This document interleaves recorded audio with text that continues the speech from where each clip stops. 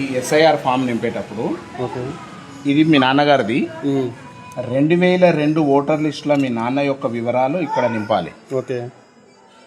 తర్వాత వాళ్ళ యొక్క ఇప్పుడున్న వివరాలు 2025 ఓటర్ లిస్టులో ఉన్న ప్రకారం ఇక్కడ నింపాలి. ఈ దాన్ని ముట్టుకోకూడదు. 2002 ఓటర్ లిస్టులో ఉన్నది ఇక్కడ నింపాలి.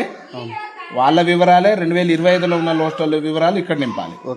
అర్థమైందా మీ నాన్నది? ఇది ముట్టుకోవాల్సిన అవసరం లేదు. 2002 ఓటర్ లిస్టులో ఉన్నాడు కాబట్టి ఇది అయిపోయింది. తర్వాత ఇది నీది. నీ వివరాలు 2002 ఓటర్ లిస్టులో నువ్వు లేవు కదా, అప్పుడు ఇది అవసరం లేదు. ఇది నీ వివరాలు రాయాలి. ఈడ ఉన్నది, ఈడ ఉన్న నీ వివరాలు రాసి పైన ఉన్న దాంట్లో మీ నాన్న వివరాలు రాయాలి. మీ నాన్న వివరాలు అర్థమైందా? మీ నాన్న వివరాలు రాయాలి. అంటే 2022లో ఉన్న వివరాలు మీ నాన్న వివరాలు రాయాలి ఇక్కడ. అర్థమైందా? ఇప్పుడు నీది నీ దానికి మీ నాన్నది రాసినాం. మరి మీ భార్యది, మీ భార్యది ఇక్కడ వివరాలు 2025 ఓటర్ లిస్టు ప్రకారం ఇక్కడ రాయాలి. ఇక్కడ వాళ్ళ నాన్నది రాయాలి.